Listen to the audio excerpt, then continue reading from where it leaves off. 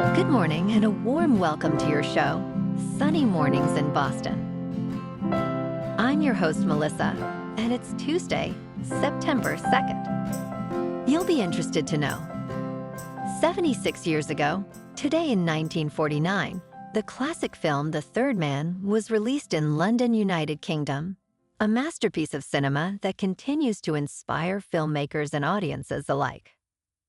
This celebrated motion picture, directed by Carol Reed, starring Joseph Cotten, Alida Valli, and Orson Welles, represents human creativity, artistic achievement, and the enduring power of storytelling, a beacon of cultural progress. So now you know. And now, it's time for the weather report. This morning, it's mostly sunny, and it feels like 61 degrees, with 4-mile-per-hour wind. The sunset will take place at 7:13, and it will rise again tomorrow at 6:11. It looks like we're in for some sunny weather today, with a high near 75 and a light northeast breeze. Tonight, expect mostly clear skies with a low around 56 and a gentle south wind. For all you beach runners out there, the first high tide Tuesday will be at 7:30 with the low tide just before 1:30. The nearshore buoy at Cape Cod Bay reads 67 degrees for the water temperature. Looking ahead in the weather, expect sunny weather on Wednesday with a high near 79 and a light south wind. Wednesday night will be mostly clear with a low around 58 and a light south wind. Thursday stays sunny with a high near 81 and a light south wind. Thursday night brings a slight chance of rain showers after 3 a.m. with partly cloudy skies and a low around 63, along with a light south wind. On Friday, there is a chance of rain showers before 2 p.m., then a chance of showers and thunderstorms with partly sunny skies and a high near 82, plus a south wind. Friday night has a chance of showers and thunderstorms with mostly cloudy skies and a low around 65, along with a light south wind. Saturday also sees a chance of rain showers before 2 p.m., then a chance of showers and thunderstorms with partly sunny skies and a high near 82, plus a southwest wind.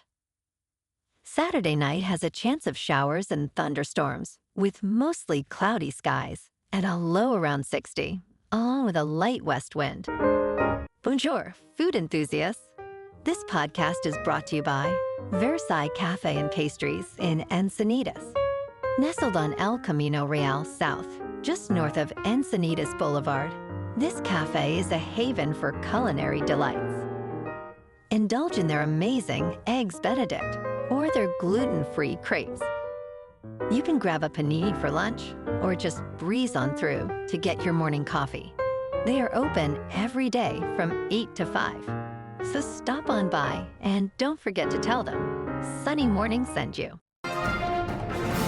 In local news, Boston's mayoral election is heating up as candidate Josh Kraft criticizes Mayor Michelle Wu on multiple fronts, with the preliminary election approaching on September 9th.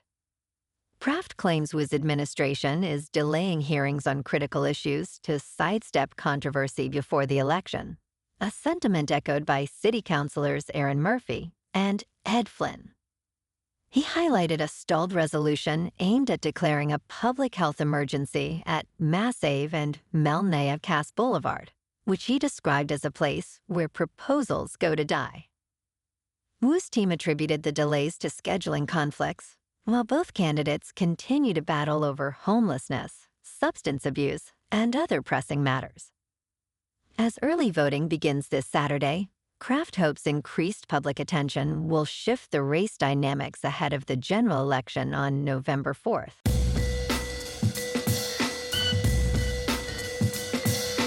Now on to sports. Less than 24 hours after handing Alabama its first loss in a season opener since 2001, Florida State quarterback Tommy Castellanos is capitalizing on the weekend's biggest upset.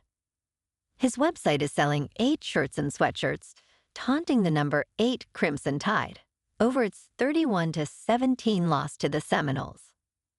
Some merchandise features the line, "Nick can't save them," referencing his comments about the Tide in June. On Saturday, he backed up those words, leading Florida State to a stunning victory. He completed 9 of 14 pass attempts for 152 yards against Alabama. The Seminoles will face East Texas A&M next Saturday. In local sports, yesterday afternoon at Fenway Park, the Red Sox beat the Guardians 6-4. Bayo earned the win with 5 innings pitched, 3 runs allowed, and 3 strikeouts. Story hit a key homer to right field in the 6th, while Manzardo added a homer to center. The Sox finished with 14 hits and 0 errors, left 12 runners on base. The Red Sox record improves to 77-62. Tonight, Garrett Crochet, who is 14-5 with a 2.4 earned run average, pitches against Slade Cecconi, 5-6 with a 4.41 earned run average. First pitch is scheduled for 6:45. The temperature is expected to be around 70 degrees under clear skies in Boston. In top news, in a significant clash over Olympic surfing for the 2028 Games in Los Angeles, U.S. Ski and Snowboard is attempting to take control, but many surfers are resisting this move.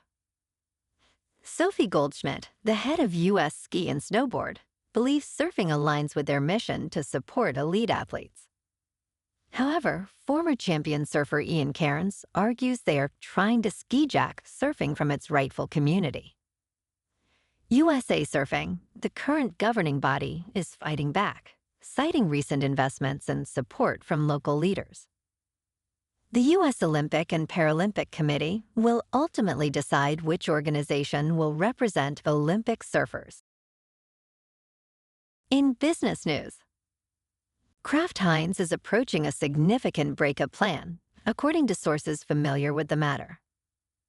This decision would effectively reverse much of the work from the notorious merger of Kraft and Heinz in 2015, orchestrated by Warren Buffett and Brazilian private equity firm 3G Capital Partners. A transaction could be announced as early as next week, but plans are subject to change. The Wall Street Journal reported that Kraft plans to spin off a substantial portion of its grocery business, potentially valued at as much as $20 billion. The split would occur amid a trend of corporate breakups in the food and beverage industry. In crypto movement, Bitcoin is down 3% to about $110,000. Ethereum is down 8% to just under 4,400. And XRP is down 0.5% to $2.81. Moving on to a more local vibe. In our community spotlight on health and wellness, we are working with a national Pilates studio to bring you some free classes, so listen up. Check out Club Pilates, with several locations in the Boston area. Pilates presents a comprehensive wellness approach, cultivating strength, reducing tension, and elevating mental well-being. Scientific research affirms its benefits. So now you can check out Club Pilates for a free class. With locations in Canton, Wellesley, Hingham, Brookline, and Framingham, just be sure to tell them Sunny Morning sent you by. And now, back to the show. Let's talk tech. The digital tokens backing the Trump family's cryptocurrency venture, World Liberty Financial, fell in value on Monday in their first day of trading.